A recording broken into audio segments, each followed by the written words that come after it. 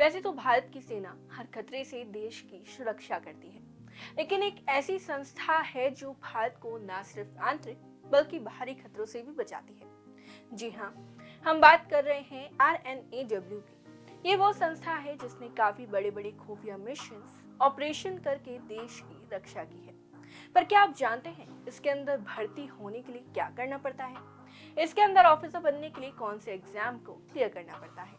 अगर नहीं तो हमारी आज की वीडियो आपके लिए है। तो बिना देर के शुरुआत करते हैं आज की वीडियो की। रिसर्च एंड एनालिटिक्स विंग्स, जिसे रॉ के नाम से भी जाना जाता है, भारत की विदेशी खुफिया एजेंसी है। रॉ की स्थापना 21 सितंबर 1967 को हुई थी। इसका प्राथमिक कार्य विदेशी खुफिया जानकारी एकत्र करना, आतंकवादी विरोधी, प्रसार विरोधी, भारतीय नीति निर्माताओं को सलाह देना और भारत की विदेश रणनीति हितों को आगे बढ़ाना है।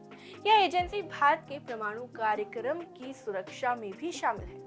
इसके पहले रॉ सीधे तौर पर प्रशिक्षित खुफिया अधिकारियों की भर्ती करता था, जो इंटेलिजेंस ब्यूरो के साथ भारी विंग से संबंधित होते थे। बाद में रॉ ने विश्वविद्यालयों से ग्रेजुएट्स की भर्ती करना शुरू किया और 1963 में रॉ ने सेंट्रल स्टाफिंग स्कीम के तहत ग्रुप ए सिविल सर्विस के प्रतिभा का चयन करने के लिए research and analytics wings RNAW की स्थापना की। क्लास 1 ग्रुप ए अधिकारियों की भर्ती लाल बहादुर शास्त्री राष्ट्रीय प्रशासनिक अकादमी में फाउंडेशनल कोर्स करने वाली सिविल सेवा अधिकारियों से की जाती है। रॉ सशस्त्र बलों के अधिकारियों कोर या समूह ए सिविल सेवा अधिकारियों से प्राश प्रतिनियुक्ति के माध्यम से भी भर्ती आयोजित कराता है। सचिवों के अधिकांश पद IAS, IPS और IRS कैडर के अधिकारियों को लेकर भरे गए हैं। रॉ अधिकारी की भर्ती कैसे की जाती है?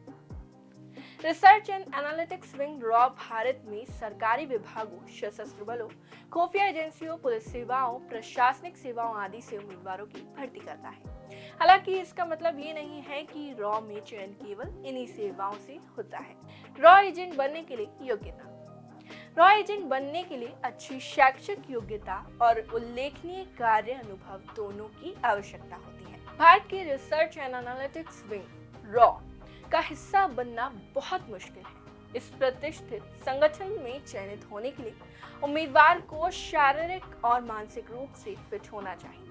रॉ में नौकरी का अवसर पाने के लिए किसी प्रतिष्ठित संगठन या संस्थान से ग्रेजुएशन की डिग्री होना आवश्यक है। उम्मीदवार को किसी एक विदेशी भाषा पर पकड़ होना जरूरी होता है। उम्मीदवार के पास तीव्र स्मरण शक्ति और अच्छा संचार कौशल होना चाहिए। इसके अलावा उम्मीदवारों की आयु 56 वर्ष से कम होनी चाहिए और उम्मीदवार के पास सेवा में 20 वर्ष से अधिक का अनुभव होना चाहिए। उम्मीदवार को भारतीय नागरिक होना चाहिए। साथ ही उम्मीदवार की कोई भी आपराधिक पृष्ठभूमि या अदालत में कोई भी लंबा मामला नहीं होना चाहिए।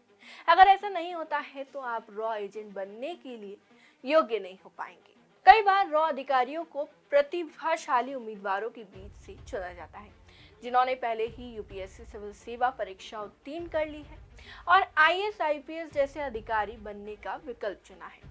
रॉ में चयन तभी होता है जब एक सिविल सेवा लाल बहादुर शास्त्री राष्ट्रीय प्रशासनिक अकादमी से फाउंडेशनल कोर्स पूरा कर लेता है।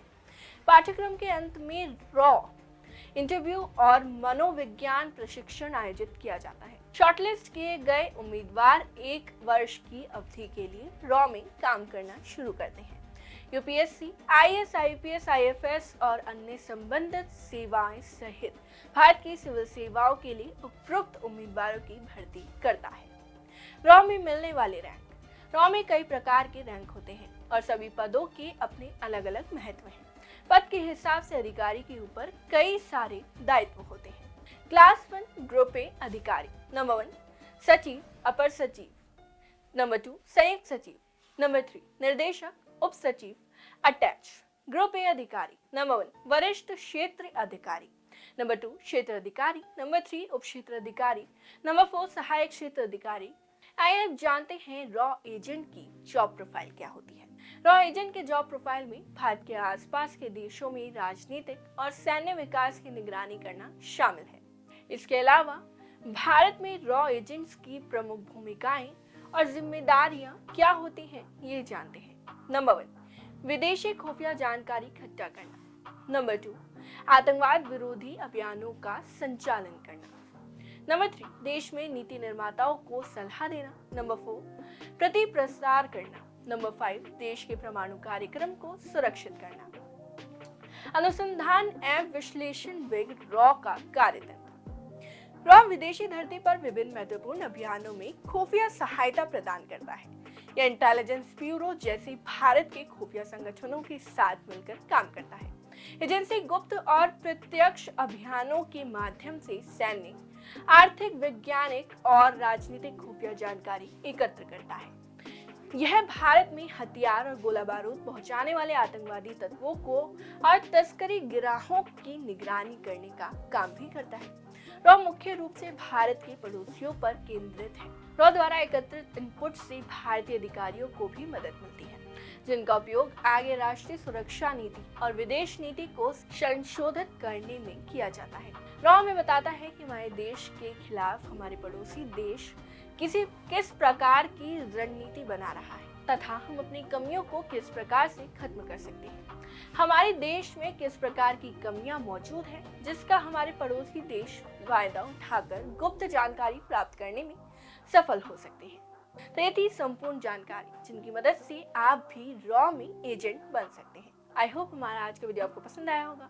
अगर ये वीडियो आपको पसंद आया है तो इस लाइक और शेयर करना ना भूलें। इस वीडियो से रिलेटेड आपके मन में कोई भी सवाल है तो आप हमसे कमेंट में पूछ सकते हैं। हम आपसे फिर मिलेंगे एक और नए वीडियो, एक और नए टॉपिक के साथ। तब तक के लिए धन्यवाद।